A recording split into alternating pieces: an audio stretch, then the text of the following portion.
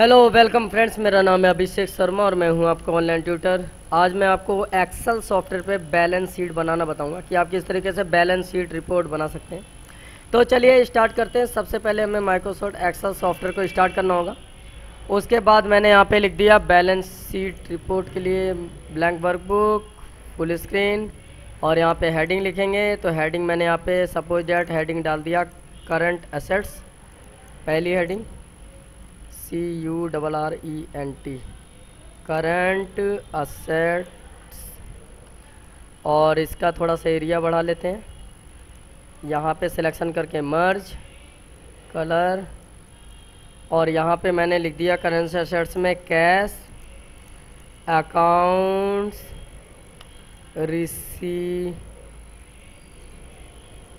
Account receivable,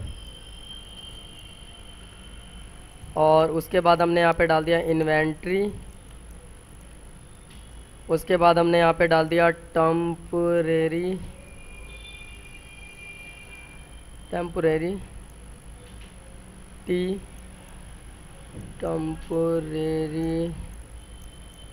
investment. उसके बाद next ID हमने डाला, सॉरी इसका आई कैपिटल में होना था। यहाँ पे नेक्स्ट हमने डाला प्रीपेड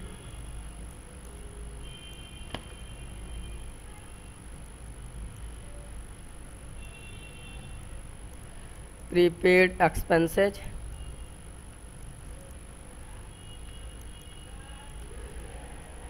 और यहाँ पे हमने डाल दिया टोटल करंट असेट्स। क्लियर? और असेट्स की स्पेलिंग सही है? हाँ सही है, असेट्स। उसके बाद नेक्स्ट यहाँ पे लिखते हैं हम fix assets, fixed assets. Fixed assets में हम यहाँ पे डालते हैं लॉन्ग टर्म इन्वेस्टमेंट।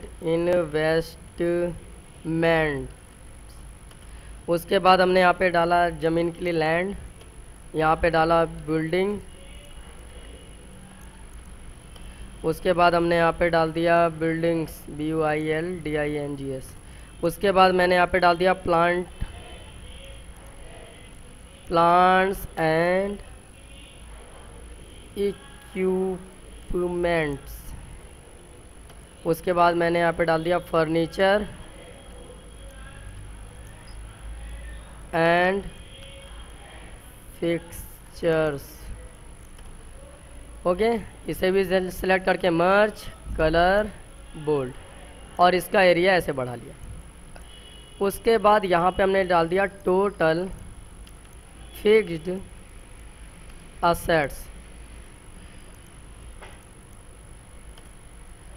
अब नेक्स्ट हेडिंग पे आते हैं। यहाँ पे हमने डाल दिया करंट लायबिलिटीज। करंट लायबिलिटीज में मैंने यहाँ पे डाला अकाउंट पेबल।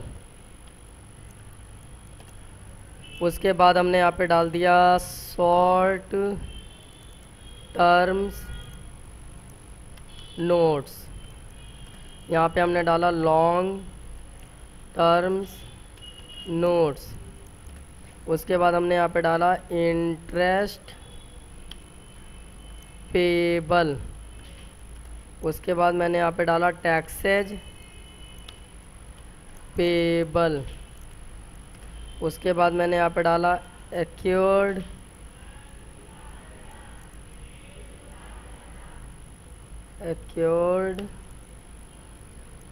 पैरोल।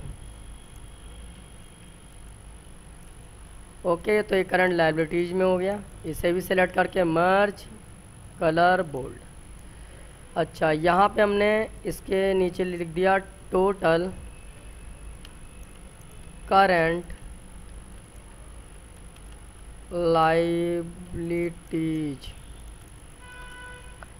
ओके, अब नेक्स्ट पे आते हैं। नेक्स्ट हमने हेडिंग डाल दिया long terms liabilities, long terms liabilities डाला। अच्छा, मर्ज कलर बोल्ड, और यहाँ पे हमने इसकी हेडिंग्स लिख दी है। यहाँ पे पहला जैसे मोर्टेज, और जैसे हो गया अदर लॉन्ग टर्म्स लाइबिलिटीज, और यहाँ पे हमने लिख दिया नीचे टोटल लॉन्ग टर्म्स लाइबिलिटीज। अब सभी को हम सिलेक्ट करते हैं और ऑल बॉर्डर पे क्लिक करते हैं।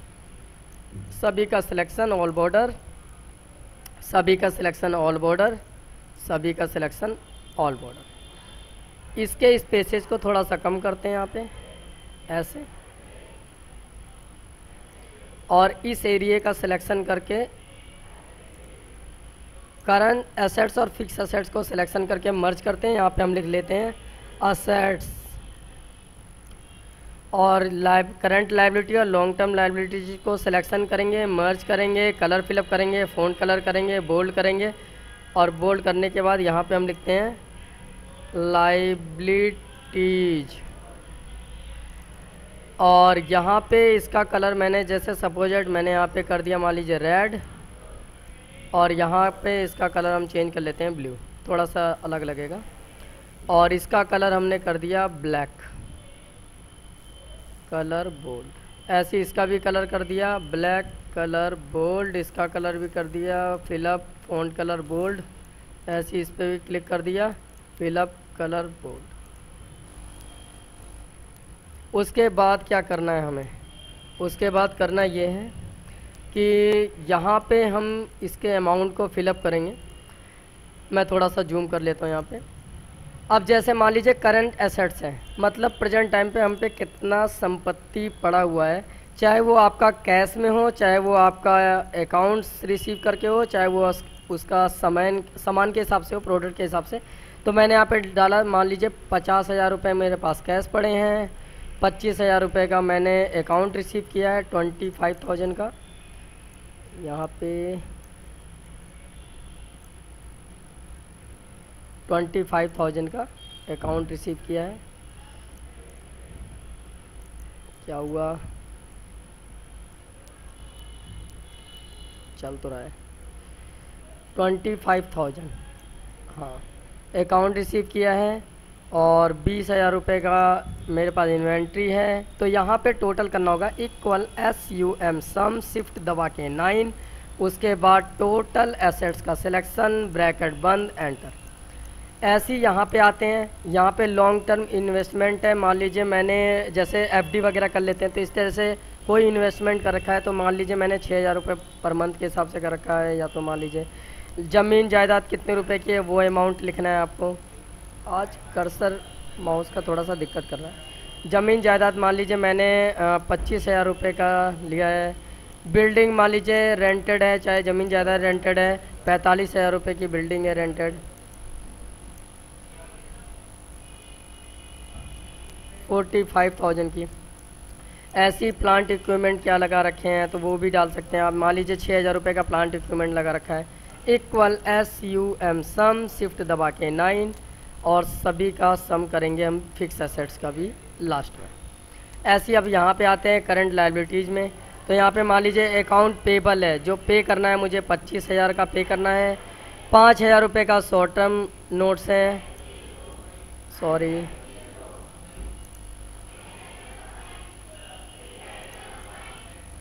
5,000 रुपये का मेरे पास शॉर्ट टर्म नोट्स है। और लॉन्ग टर्म नोट्स कितने का है, इंटरेस्ट आपको कितना पे करना है, टैक्सेस कितना पे करना है, एक्यूरेट पेरोल कितने का है। तो ऐसे मैंने यहाँ पे इसका भी टोटल कर लिया, इक्वल सम शिफ्ट दबा के 9, और इसका भी टोटल कर लेते हैं ऐसे। ऐसे ही मोर्टेज में आपने कितना इन्वेस्ट करा है या ख़रीदा है वो यहाँ पे है, तो इसका भी आप टोटल यहाँ पे कर लेंगे, इक्वल SUM सम शिफ्ट दबा के 9, और टोटल एरिया सिलेक्शन ब्रैकेट बंद और एंटर। तो ये 25,000 रुपये लॉन्ग टर्म लायबिलिटी आ गया। अब यहाँ पे आपको क्या करना है, यहाँ पे मैं लिख लेता हूँ नीचे सब टोटल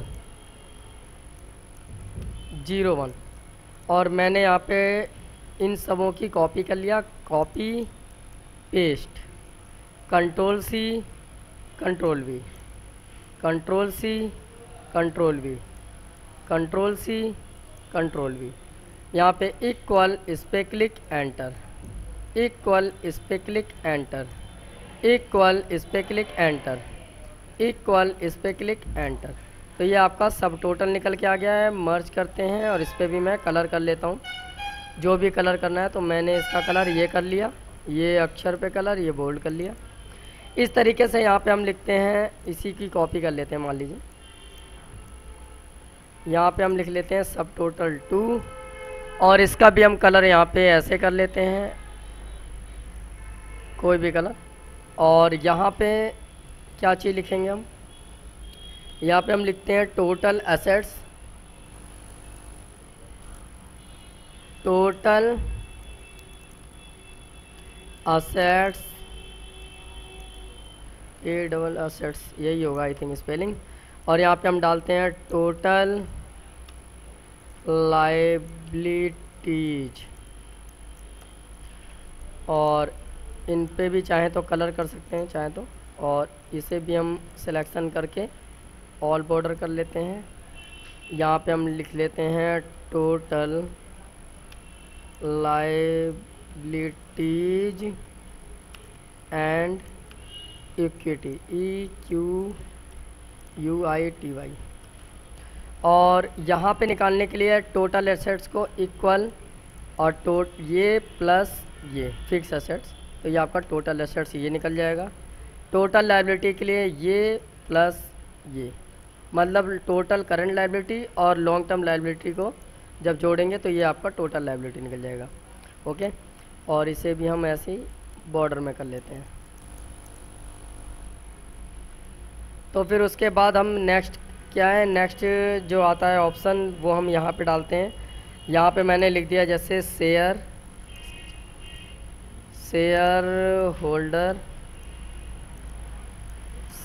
होल्डर्स इक्विटी, EQUITY। अब इसमें क्या चीज़ निकालेंगे, इसे भी सिलेक्ट करते हैं, मर्ज, इसमें भी कलर कर लेते हैं कोई सा भी। तो मैंने इसका कलर ये कर लिया। अब ये इसमें क्या चीज़ होगा, जैसे कैपिटल स्टॉक्स, हम पे कितना कैपिटल स्टॉक्स है वो लिखेंगे। यहाँ पे लिखेंगे हम रिटेन्ड अर्निंग, और यहाँ पे हम इसका निकालेंगे total share holders equity. Okay, और इसे भी हम सिलेक्शन करके बॉर्डर कर लेते हैं। अब क्या करना है हमें, यहाँ पे जो कैपिटल, यहाँ पे कैपिटल स्टॉक्स है, वो हम पे कैपिटल स्टॉक्स कितना का पड़ा है वो हम यहाँ पे डालेंगे। सपोज मेरे पे 50,000 का कैपिटल स्टॉक्स हो गया, तो मैंने 50,000 का कैपिटल स्टॉक्स डाल दिया। अब ये लिखा है ये रेंटेड अर्निंग हम कैसे निकालेंगे, और यहाँ पे टोटल लायबिलिटी इक्विटी कैसे निकालेंगे। तो टोटल लायबिलिटी इक्विटी और रेंटेड, तो रेंटेड के लिए मैं जो निकालूंगा वो इक्वल टोटल एसेट्स में से माइनस कर देंगे जब हम टोटल लायबिलिटीज़ को, तो ये रेंटेड अर्निंग निकल जाएगी। और रेंटेड अर्निंग और ये टोटल शेयर होल्डर्स इक्विटी को कैसे करेंगे, जब मैं इक्वल इसे और प्लस इसे कर दूंगा तो ये आपका टोटल ये आ जाएगा शेयर होल्डर इक्विटी। और यहाँ पे कब निकलेगा, ये equal total liability and equity निकालने के लिए है इक्वल, हमें करना होगा टोटल लायबिलिटी और प्लस हमें करना होगा टोटल शेयर होल्डर इक्विटी को एंटर, तो ये आपका निकल जाएगा टोटल लायबिलिटी इक्विटी। अच्छा, अब ये सभी चीज़ें हमारे टोटल हो चुके हैं। तो जब भी आप कभी भी इसे मैं थोड़ा सा इसे बोल्ड कर लेता हूँ मैं ऐसे। अब क्या है कि जैसे मान लीजिए मैंने यहाँ पे टेम्प्रेरी इन्वेस्टमेंट डाला, तो देखिए सभी चीज़ यहाँ पे चेंज हो जाएंगे। जैसे मैंने टेम्प्रेरी इन्वेस्टमेंट डाला 2000 का, तो देखिए सभी अमाउंट चेंज हो जाएंगे। इसी तरह प्लांट, ये फर्नीचर फिक्सर्स मान लीजिए हमारे पास है, मान लीजिए 15,000 के, तो जब एंटर करेंगे तो देखिए सभी चीज़ें ऐसी चेंज होते जाएंगे। तो ये आप ऐसे इस हिसाब से बैलेंस शीट बना सकते हैं, और उम्मीद करता हूँ आपको समझ में आया होगा। एक बार ट्राई करके ज़रूर देखिएगा। बाकी मैं इसकी हेडिंग बना लेता हूँ पहले, यहाँ तक सिलेक्शन मर्ज, यहाँ पे मैं लिख लेता हूँ balance sheet report in Excel, और उसके बाद इसे हम मिडल में करते हैं, थोड़ा सा जूम कर लेते हैं, कलर यहाँ पे डाल देते हैं। तो ये हमारा बैलेंस शीट रिपोर्ट एक्सेल का है, इस हिसाब से बनेगा। और आप एक बार ट्राई करके देखिएगा। अगर कोई दिक्कत आती है तो आप मुझे कमेंट बॉक्स में कमेंट कर सकते हैं। बाकी वीडियो को लाइक और शेयर करना ना भूलें, पेज को सब्सक्राइब करना ना भूलें। मिलते हैं आपसे न्यू वीडियो के साथ, तब तक के लिए बाय बाय, टेक केयर।